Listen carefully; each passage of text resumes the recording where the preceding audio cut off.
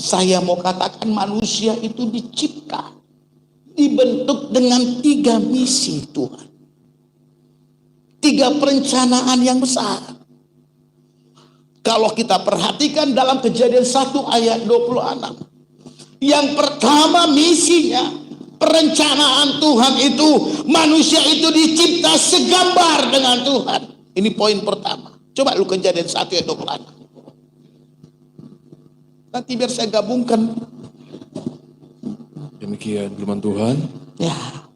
Berfirmanlah Allah, baiklah kita menjadikan manusia menurut gambar dan rupa kita. Iya.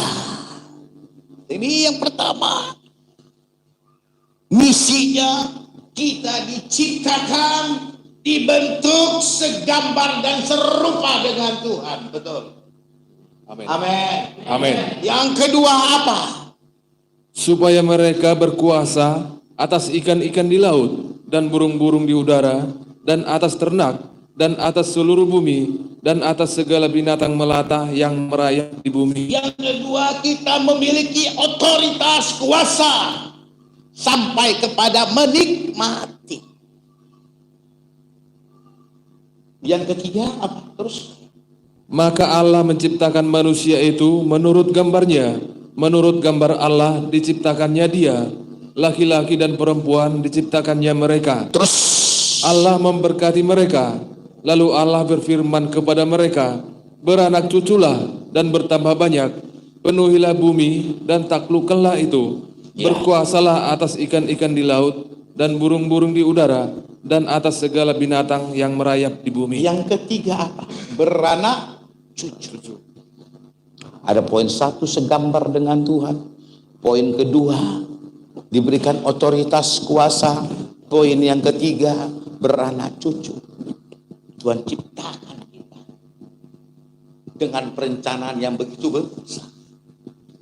Tapi poin yang pertama, setelah manusia dicipta segambar dengan Tuhan, manusia jatuh ke dalam dosa. Maka gambar Tuhan, kemuliaan Tuhan telah hilang.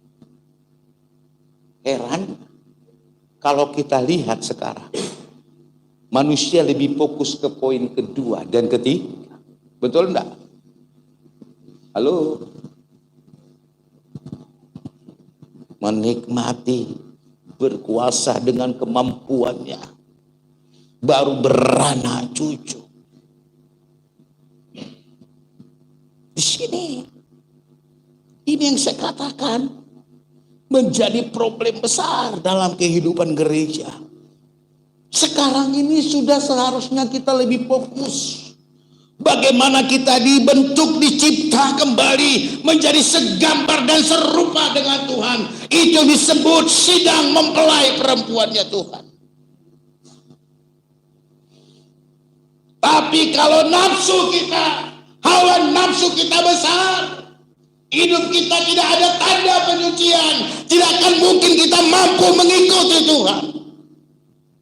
Karena berbicara kita dibentuk segambar dan serupa dengan Tuhan, harus ada dalam satu konsep hubungan.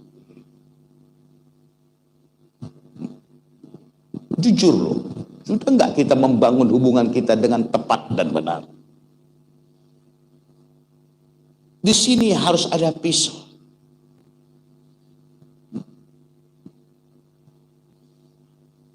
Dan ini juga menjadi penyalur.